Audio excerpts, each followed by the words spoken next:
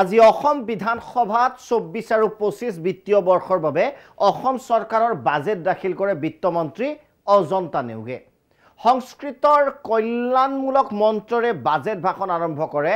774 কোটি টকাৰ ঘাটি বাজেট দাখিল কৰে বিত্তমন্ত্ৰীগৰাকীয়ে। এইবাৰৰ বাজেটত অমৃতকালৰ অমৃত স্বপ্নৰ প্ৰতিফলন ঘটাৰ কথা উল্লেখ কৰে বিত্তমন্ত্ৰীয়ে। বিত্তমন্ত্ৰী হিচাপে চতুৰ্থখন বাজেট দাখিল কৰা মন্ত্ৰীগৰাকীয়ে কোভিড কালৰ পাছত দেশৰ ৰাজ্যৰ উন্নয়ন ত্বৰান্বিত হৈছে বুলি নিজৰ ভাষণত উল্লেখ কৰে। ৰাজ্যৰ 80 লাখ লোক ইতিমধ্যে দৰিদ্ৰতাৰ পৰা মুক্ত হোৱা বুলি ঘোষণা কৰা মন্ত্ৰীগৰাকীৰ মতে ৰাজ্যৰ নাগৰিকৰ জনমূৰিয়াই 1,35,000 কৰাৰ লক্ষ্য নিৰ্ধাৰণ কৰিছে চৰকাৰে। বিত্তমন্ত্ৰীগৰাকীৰ মতে 2024-25 বৰ্ষত ৰাজ্যৰ মুঠ ঘৰুৱা উৎপাদন বৃদ্ধি পাব 6.39 লাখ কোটি টকালে। আজি দাখিল কৰা বাজেটত বহু আঁচনিৰ কথাও ঘোষণা কৰে অজন্তা নেওগে। ৰাজ্যত চলিব 58,000 কোটিৰে 8টা নতুন প্ৰকল্পৰ কাম। 24-25 বৰ্ষৰ বাজেটত কৰা ঘোষণা অনুযায়ী 10 লাখ ছাত্ৰীক নামভৰ্তিৰ সহায় হোৱাকৈ নিযুত মইনা আঁচনি।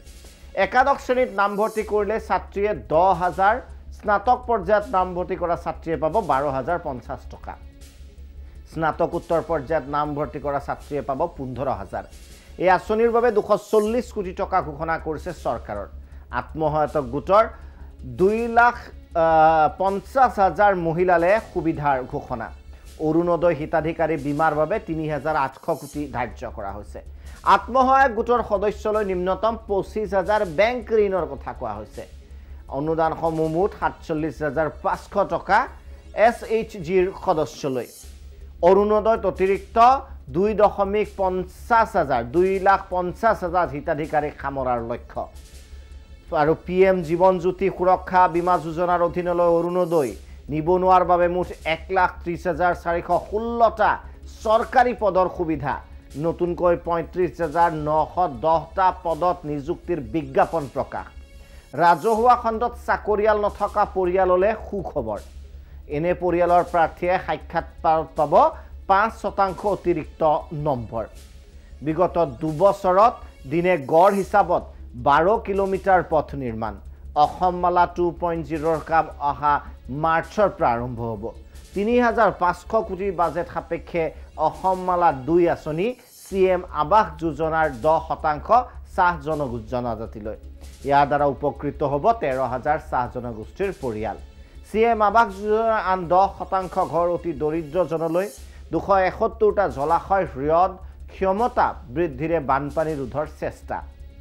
মথাউৰিৰ সলনি বানপানী ৰোধৰ নতুন প্ৰচেষ্টাৰ বাবে 200 কোটি মথাউৰি নিৰ্মাণ। উন্নীতকৰণৰ বাবে 520 কোটিৰ অনুমোদন। আগন্তুক বৰ্ষত 3 কোটি গছপুলি ৰোপণৰো লক্ষ্য নিৰ্ধাৰণ কৰিছে চৰকাৰে। ইয়াৰ বাবে 40 কোটি টকা ধাৰ্য কৰিছে। বৈদ্যুতিক বাহনৰ পঞ্জীয়ন মাচুল ৰেহাই। মটৰ গাড়ী কৰ 2% হ্ৰাস। 2024-25 বৰ্ষত গুৱাহাটীত আন 100খন EVৰ চলাচল। 218খন আদৰ্শ হায়াৰ ছেকেণ্ডেৰী স্কুল হ'ব চাহ বাগিচা অঞ্চলত। বাগিচাৰ লাইনৰ পৰিয়ালত বকেয়া বিদ্যুৎ মাচুল ৰেহাইৰ ঘোষণা। মিছন বসুন্ধৰা 3ত চাহ জনগোষ্ঠীৰ লোকক ভূমি প্ৰদানৰ দিহা। 24-25ত 5,000টা আদৰ্শ অংগনবাড়ী কেন্দ্ৰ নিৰ্মাণৰ লক্ষ্য। ডিব্ৰুগড় বিশ্ববিদ্যালয় আন শিক্ষানুষ্ঠানৰ শিক্ষাৰ্থীলৈ বিশেষ ঘোষণা। শিক্ষাৰ্থীৰ 50% পাঠ্যক্ৰম মাচুল জলপানী ৰুব দিব চৰকাৰে। অসম আৰক্ষীত অগ্নিবীৰৰ বাবে 10% পদ সংৰক্ষণ কৰা হ'ব। গোপালকসকললৈ মুঠ 25 কোটিৰ সাহায্য ঘোষণা। কণীৰ উৎপাদনেৰে জড়িত উদগনিৰ বাবে 25 কোটি ধাৰ্য। ক্ষুদ্ৰ চাহ খেতিয়কৰ উৎকৰ্ষ সাধনৰ বাবে 15 কোটি ধাৰ্য। 24-25 বৰ্ষত কৃষকৰ বাবে বিশেষ ঘোষণা। বিতৰণ হ'ব 2,000 পাৱাৰ টিলাৰ, 100খন ট্ৰেক্টৰ, 200খন থ্ৰেচাৰ। বিতৰণ হ'ব 200টা ৰিপাৰ, 10টা পেডি ট্ৰেন্সলেটৰ। নতুন দিল্লীৰ দ্বাৰকাত হ'ব 3য়টো অসম ভৱন। বিত্তমন্ত্ৰীৰ মন্তব্য দেখুৱাইছোঁ বাজেট সন্দৰ্ভত। অজন্তা নেওগৰ মন্তব্য।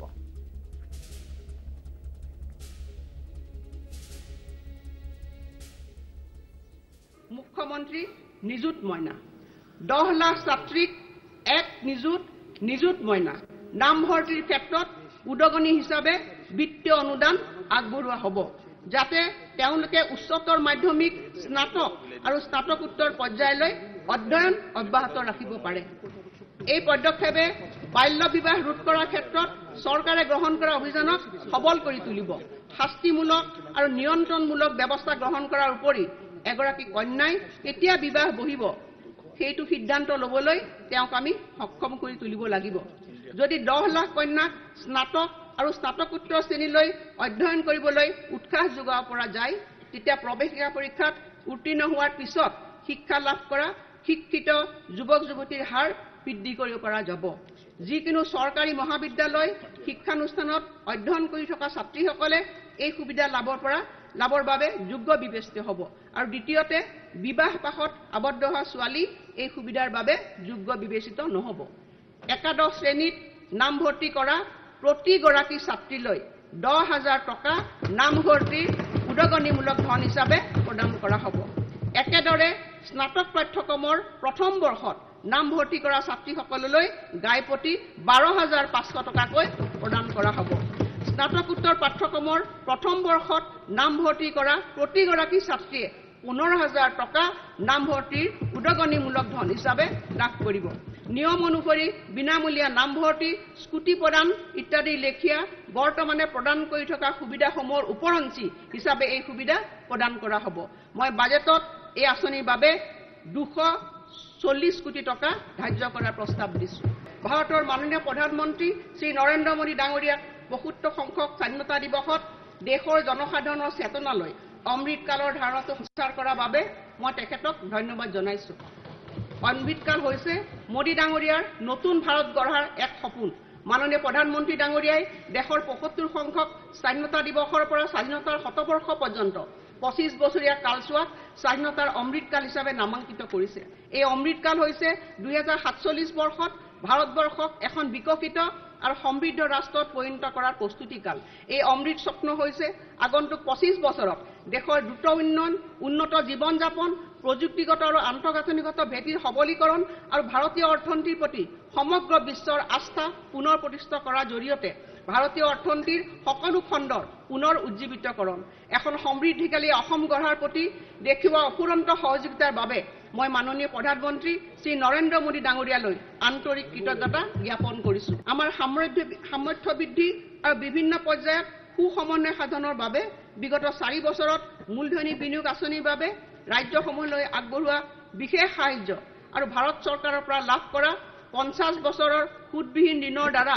অসম চৰকাৰ যথেষ্ট উপকৃত হৈছে বিগত 4 বছৰত এই আঁচনিৰ অধীনত অসমলৈ মুকলি কৰি দিয়া পুঁজিৰ পৰিমাণ 10 গুণতকৈ অধিক বৃদ্ধি হৈছে আমি অসমে প্ৰায় 10,006 কোটি টকা পাবলৈ সক্ষম হৈছো গতিকে আছিল অজন্তা নেওগৰ মন্তব্য আৰু বাজেট সন্দৰ্ভত ইপিনে বিধানসভাত 24-25 বৰ্ষৰ বাজেট দাখিলৰ পাছত প্ৰতিক্ৰিয়া প্ৰকাশ কৰিছে মুখ্যমন্ত্ৰী হিমন্ত বিশ্ব শৰ্মা কি কয় মুখ্যমন্ত্ৰীয়ে দেখুৱাব বিচাৰিছো অসমৰ সন্মানীয় বিত্তমন্ত্ৰী অজন্তা নেওগ ডাঙৰীয়ানীয়ে এই বছৰৰ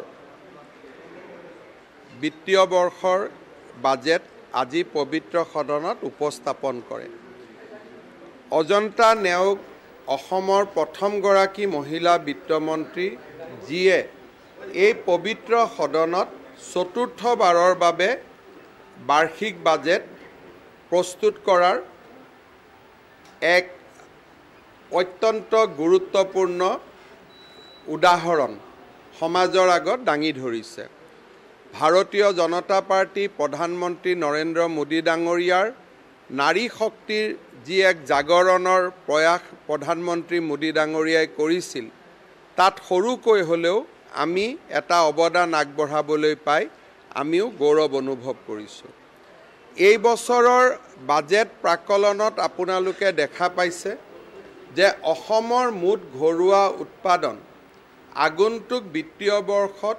6,43,000 কোটি টকা পাবগৈ আৰু সেয়া আছিল হিমন্ত বিশ্ব শৰ্মাৰ মন্তব্য ইপিনে বিত্তমন্ত্ৰী অজন্তা নেওগৰ বাজেটক নতুনত্বহীন আখ্যা দিছে বিৰোধীৰ কেইটামান মন্তব্য দেখুৱাব বিচাৰিছো আপোনালোকক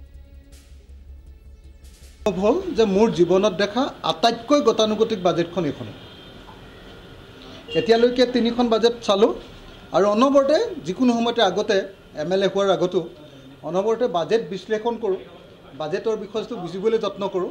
কিন্তু মোৰ জীৱনত দেখা আটাইতকৈ বেছি গতানুগতিক নতুনত্বহীন ইনোভেটিভনেছ নথকা আৰু কেৱল বেনিফিচিয়াৰী সৃষ্টি কৰা হিতাধিকাৰী সৃষ্টি কৰা বাজেটখনৰ নামেই হ'ল অসম বাজেট 2024-25। গতিকে আছিল কেৱল হিতাধিকাৰী সৃষ্টিৰ বাহিৰে বাজেটত অন্য একো নতুনত্ব নাই বুলি বিধায়ক অখিল গগৈয়ে কটাক্ষ কৰিছে। গতিকে তাৎপৰ্য আৰু মন্তব্য দেখুওৱা বিচাৰিছোঁ এই সন্দৰ্ভত। এই বছৰটো ৰখি থকাৰ পাছত মাননীয় মুখ্যমন্ত্ৰী ডক্টৰ হিমন্ত বিশ্ব শৰ্মা চৰকাৰৰ মাননীয় বিত্তমন্ত্ৰী ডাঙৰীয়ানীয়ে যিখন বাজেট দিলে, সেই বাজেটখন মুখ্যমন্ত্ৰী অৰ্থমন্ত্ৰী থকা অৱস্থাত যি চিন্তাধাৰাৰে ৰাজ্যখন গতি কৰাম বুলি ভাবিছিল, সেই কথাৰ সম্পূৰ্ণ পৰিপন্থী। তৰুণ গগৈ চৰকাৰ অসমৰ পৰা যোৱাৰ পাছত সৰ্বানন্দ সোণোৱাল ডাঙৰীয়াৰ মুখ্যমন্ত্ৰীত্ব কালত আজিৰ মুখ্যমন্ত্ৰী অৰ্থমন্ত্ৰী হৈ প্ৰথম যি বাজেট দিছিলে, সেই বাজেটত কৈছিলে যে অসমৰ অৱস্থা তৰুণ গগৈ ডাঙৰীয়াই এক উদ্বেগজনক পৰিস্থিতিৰ সৃষ্টি কৰিছে আৰু 10,000 কোটি টকাৰ ঋণৰ বোজাত হৈ গোটেই অসমখনক ভৱিষ্যতৰ প্ৰজন্মক আজি হতাশৰ দিশলৈ গতি কৰাইছে। গতিকে এয়া আছিল ৰকিবুল হুছেইনৰ মন্তব্য। গতিকে স্বাভাৱিকতে ক্ৰিয়া প্ৰতিক্ৰিয়া অব্যাহত আছে বাজেটক লৈ।